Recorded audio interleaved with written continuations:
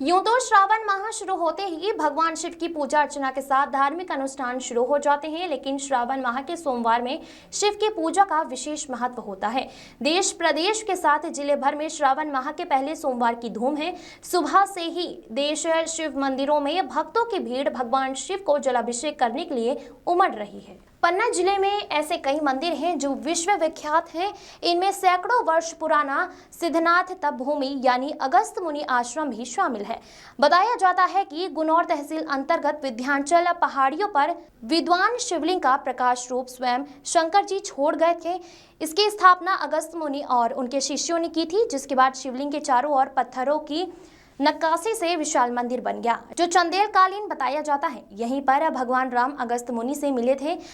मंदिर के पुजारी दीनदयाल दास बताते हैं कि रामचरितमानस के मुताबिक भगवान शंकर स्वयं इस धाम में आए थे। यहाँ पर शिवजी और अगस्त ऋषि एक साथ सत्संग करते थे। ऋषि अगस्त राम कथा सुनाते हैं। जब भगवान शंकर प्रसन्न होकर कैलाश निवास के लिए जाने लगे तो अगस्त मुनि और उनके शिष्यों ने शिवजी से बारंबार वंदना की। अगस्त मुनि की भक्ति देख भगवान शंकर प्रसन्न हो गए और प्रकाश स्वरूप एक शिवलिंग यहीं छोड़ गए। इसके अलावा श्री राम के वनवास का साक्षी रहे कई दिव्य स्थल पन्ना में हैं। कहते हैं कि किसी युग में भगवान राम भी पन्ना से आए थे और वनवास के समय लंबे समय पन्ना के जंगलों में रहे। इसी दौरान उनकी भेंट सिद्धनाथ क्षेत्र में अगस्त ऋषि से हुई।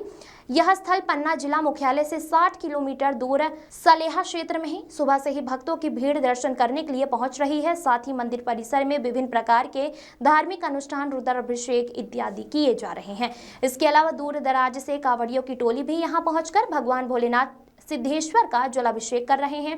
बता दें कि सिद्धनाथ सलेहा से लगभग 4 किलोमीटर की दूरी पर है। यहाँ पहुँचने के लिए 2 नदियों गलको और तिहरी को पार करना पड़ती है। सावन के महीने में भगवान शिव की पूजा की जाती है, क्योंकि यह माह भगवान शिव को बहुत प्रिय होता है।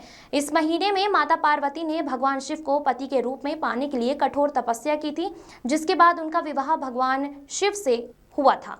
पौराणिक कथाओं के अनुसार सावन के महीने में भगवान शिव धरती पर अपने ससुराल जाते हैं, इसलिए भक्त उनका स्वागत करते हैं, उनकी पूजा करते हैं। इसके अलावा पौराणिक मान्यताओं के अनुसार समुद्र मंथन के दौरान 14 रत्न निकले थे, जिनमें से एक भयंकर विष भी था, जिसे हलाहल कहा गया था। इस विष की ज्वाला इतनी तीव्र थी कि संपूर्ण ब्रह्मांड में त्राही त्राही मच गई थी।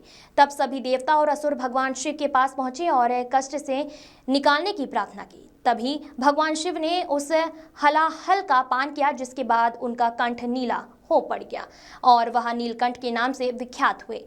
उस हलाहल की ज्वाला से भगवान के शरीर में इतनी गर्मी उत्पन्न हुई कि जिसको ठंडा करने के लिए सभी देवताओं ने उन्हें गंगा जल से स्नान कराया। माना जाता है कि वह सावन का महीना ही था जब भगवान को गंगा जल से स्नान कराया गया। तब से सावन के महीने में भगवान शिव की पूजा का विशेष महत्व है। राकेश पाठक की रिपोर्ट। हम मौजूद हैं पन्ना जिले के सिद्धनाथ धाम में, जिसे अगस्त मुनि का आश्रम कहा जाता है। मान्यताएं हैं कि श्री राम जी जब वनवास काल में थे तो उन्होंने भी यहाँ कुछ समय बिताया था और अगस्त मुनि जी से धनुष विद्या भी सीखी थी, जिसके प्रमाण चित्रों के माध्यम से आज भी मौजूद है। परिसर में ही एक शिव जी की प्राचीन प्रतिमा विराजमान है, जहाँ सावन सोमवार को भक्तों की भीड़ उमड़ी है।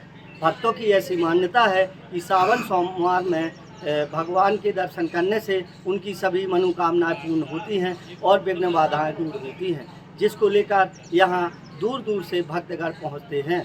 पन्ना से राकेश पाठक।